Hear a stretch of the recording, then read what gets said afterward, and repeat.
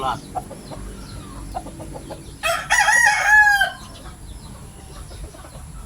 Alam nyo, mayroong di pangkaraniwan sa manok na ito. Mayroon itong taglay na senyales. Doon sa mga naniniwala sa senyales ng manok, alam nila yun. Doon naman sa mga naniniwala sa bertot, wag na nating pakialaman yun. Dahil subok na nila yung mga bertot. Basta ako, hanggang ngayon, naniniwala ako sa sinyalis ng manok. Sa kaliskis, marami nang hindi naniniwala. Nananalig sila sa kanilang, sa bloodline, sa klase ng kanilang mga alaga, at sa laro. Yung mga alaga nila, ang laro, kiskisan talaga. Kiskisan. So kailangan, yung mga ganong klaseng manok, ipares mo rin sa kapareho niya ng laro. Kapareho niya ng laro, iskisan talaga. Para makalaro siya ng maigi, maibigay niya yung kanyang klase ng laro. Kasi pag nakapartner yun, nakapares ka nang hindi na makagaya niya ng laro, masisira yun. Lalo na yung mga magagaling umilag, salto, yung sa taas ng laro, tapos ilag, abang, hindi makakalaro ng maigi yung manok mo. So kung may papares mo yung makakatapat ng alaga mo, kagaya niya ng laro, so pabilisan na lang yun, paaliksihan, resistensya. Kasi karamihan ng may magagandang manok, naghahanap agad sila dun sa, pagdating dun sa galyera, naghahanap agad sila ng mga mestizo. Hindi na makakalaro ng maayos yung mga ano mo. Ito, balik tayo. Meron itong taglay na hindi pangkaraniwan. Itong isan to, napansin ko, wala siyang lawi. Alam niyo yung lawi? Yung dalawang mahaba dito. Yan, dalawang mahaba dito. Wala siyang lawi. Wala talaga siyang lawi.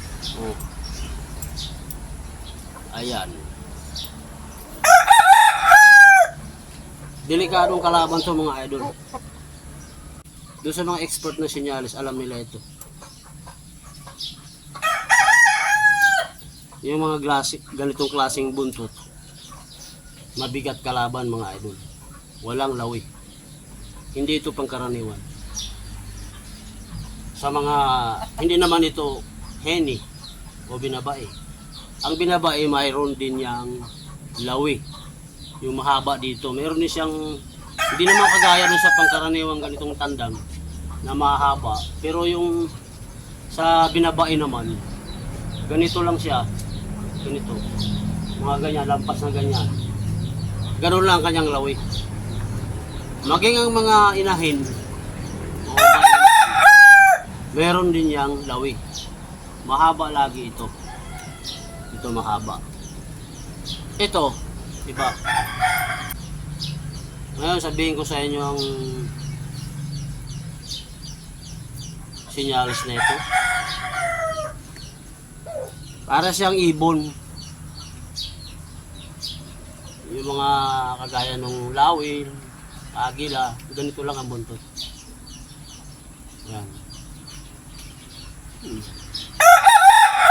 Walang lawi. Pero kahit maglugon to, wala talaga. Walang paglalagyan yung kanyang lawi.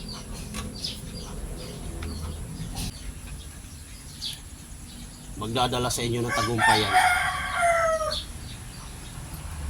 Magbibilang kayo ng tagumpay mga idol.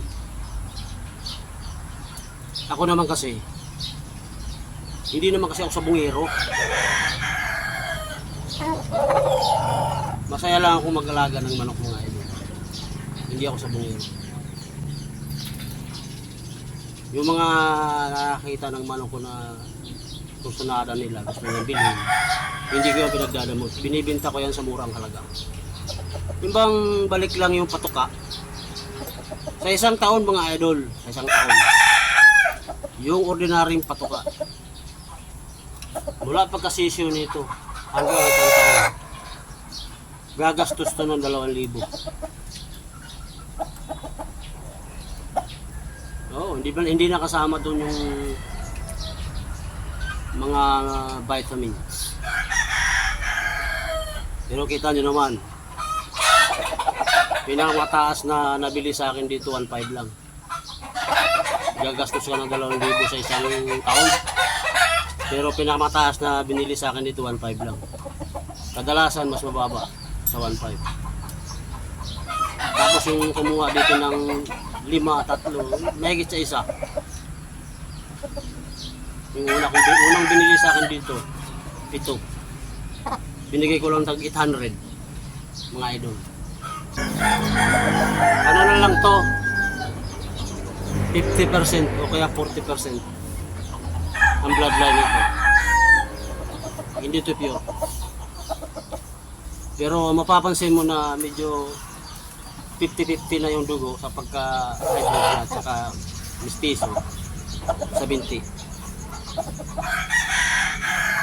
Manipis yung binti. Huwag kayong bumasi doon sa ulo. Yung mga sinasabi nilang quality, bumabase sila sa ulo. Ang lilit daw ng ulo. Diba? Pag nakakita ka ng ganitong klaseng buntot ng manok, aba, huwag naman yung masyadong native. Yung masyadong native mga idol, yung manok, pag nasusugatan yun, kumakaripas ng takbo yun. Huwag yun. Kailangan mga 40, 60, 50, 50, ganyan yung mga bloodline. Kailangan lagi siyang, kundi 40% yung kanyang bloodline na pagka Texas, 60% native, meron naman 50-50. Kailangan maganon. Huwag yung pure native mga idol. Pag nasugatan yun, napakatulin nun. Yo, huwag nyo nga pala kalimutan mag-subscribe, mag-comment yan, mag-like. Importante yung like mga idol. Bell button, notification bell. Para ma-notify kayo sa susunod ko pang mga videos.